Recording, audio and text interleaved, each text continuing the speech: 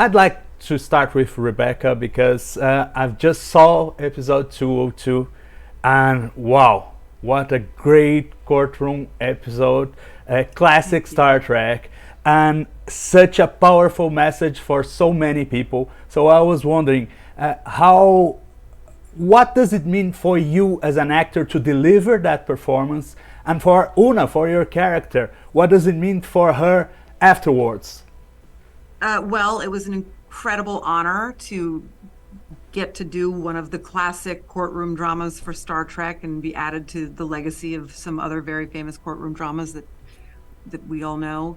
For Una, I thought the script read brilliantly. I was so excited to read it and to work on it. Akiva Goldsman did a lot of rewrites on it and was very connected to the message and to the dialogue. And we spent a lot of time rehearsing parts of it in the courtroom set with Yetide Badaki, who played Mira, the attorney, who just killed it.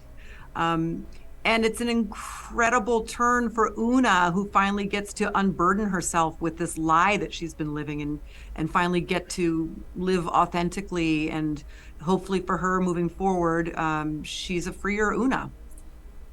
Sure.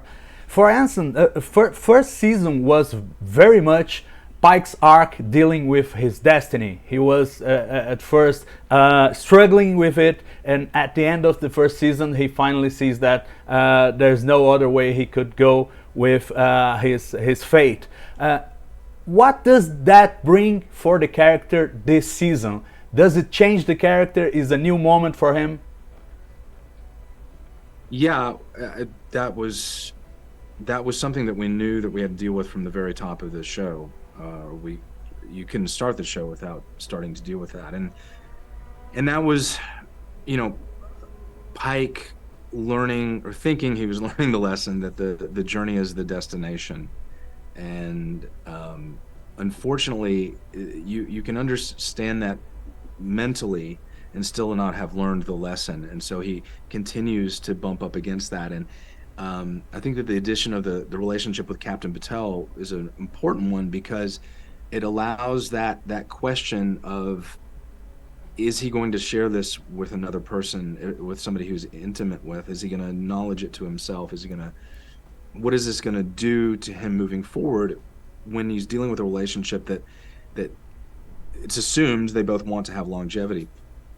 I think that it's very similar to the lessons that I've been learning as a parent, that you have to enjoy each day for its own self, and not get too caught up in where things are going, or you'll go nuts. Sure. Well, now for both of you, looking back, you have now 2 seasons of Strange New Worlds. What the second one brings to you that is different or special compared to the first one? Because we've been seeing this great exploration of genres and so on, but what do you think is the special flavor, the special thing that second season brings to the table? Well, we were all working on season 2 when season 1 started airing and the reviews were coming in, and we didn't know if our show was going to work completely, and we were delightfully shocked when we saw what a nice reception it was getting. So I would say going into season 2 was just exhilarating for us, and we just wanted to go for it. I mean, really go for broke and make it bigger and better. And we took much bigger swings with the episode ideas, even in terms of genres that we're exploring, but also in terms of not just that, and not just and also doing more comedy, but also the swings that we're taking in terms of the dramatic work. There's some pretty heavy stuff coming up, and it's so much fun to be working on such a malleable show that can do all of those things. And we were encouraged, and we're given a little bit more freedom for season 2. We've also taken more ownership of our own characters at this point. And the writers, in the beginning, when we were going to the writers and asking for help with our characters, now they're coming to us and saying, would your character do this or the other thing?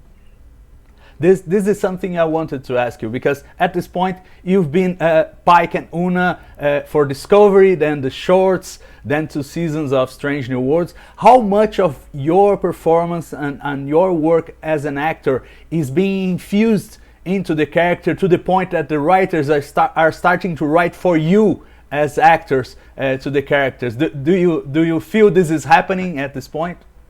Yes, it's happening in ways I can't really tell you about right now. But yeah, it's definitely happening. And there is sort of an open door policy with our writers and our producers. They encourage us to come in and pitch ideas.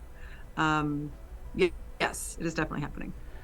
Great. Well, one of the stop points this season is Rigel VII, which is the classic planet from Star Trek from the very first pilot. I was wondering if it's extra fun to do a Strange New World that is actually old in some sense. Is there a special flavor to doing that?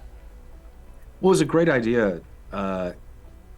Not just that it reminds us, it's another connection to classic Pike, and is not just fan service, but the idea that in Trek canon, it's known that the Enterprise lost 3 people in that battle that happened in Rigel VII, and the idea that, well, what if one of them had survived and has been seething this entire time for having been left? It was such a good idea.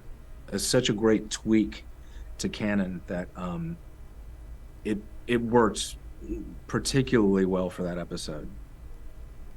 Well, because the episode's about memory, right, or the lack thereof, and all of that kind of played together. My first question is to Anson. Captain Pike has a great place on the franchise. He's actually my favorite character of all time Star Trek. But there's one certain guy named James T. Kirk that people might know. How did you feel when you learned Pike would interact with Kirk, and how was it to work with Paul Wesley in this role? I was very excited about it. The writers called me before that happened, and they said, so we just want to let you know that we have somebody come on board is going to play Kirk, but he's just going to be there for a few episodes every now and then. And I was like, guys, it's okay. I don't feel threatened. It's fine. And just to have Paul join the cast was such a treat, because he was just immediately a part of the family. Exact same sense of humor, doesn't take himself seriously at all.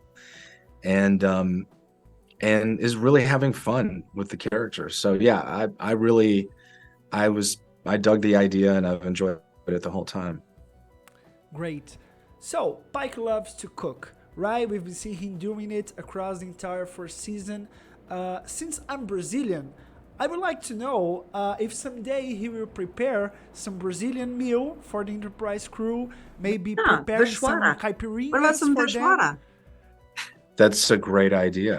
We haven't done Brazilian show Not.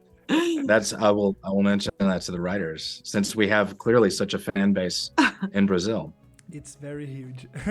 Now to both of you. Star Trek has always brought social and political commentaries to the table, creating parallels with the world today.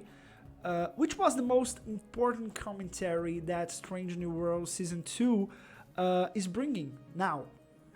I think just a sense of optimism about the future, rather than this dark dystopian vibe that we get from so much other sci-fi out there.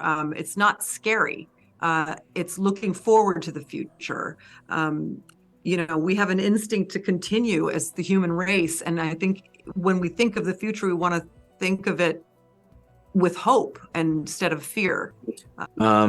I think it's especially on our show that it's because we're having so much fun. It's easy to forget that the Enterprise at this point is staffed by a lot of war veterans.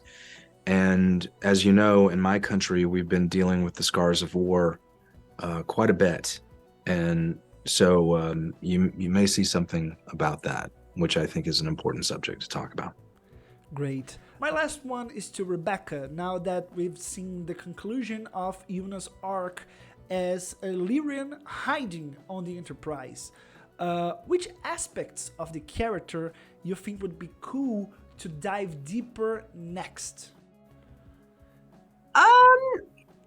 Good question. I'm hoping that we have a freer Una moving forward, a little bit more unburdened, and I'd like to know More of a Betty Davis. Yes, Betty Davis. We would like an origins story, actually. We would like to really dig into the origins of the relationship between Pike and Una. We believe they're old friends from the Starfleet Academy, so we would love to do that episode. That would be awesome. I'd like to know whether or not Una has ever found love.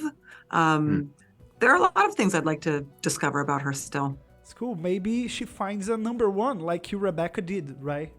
And marry him, and then be really competitive. That's great. Thank you, Anson. Thank you, Rebecca. Thank you for talking to Trek Brasilis. Thank you so much.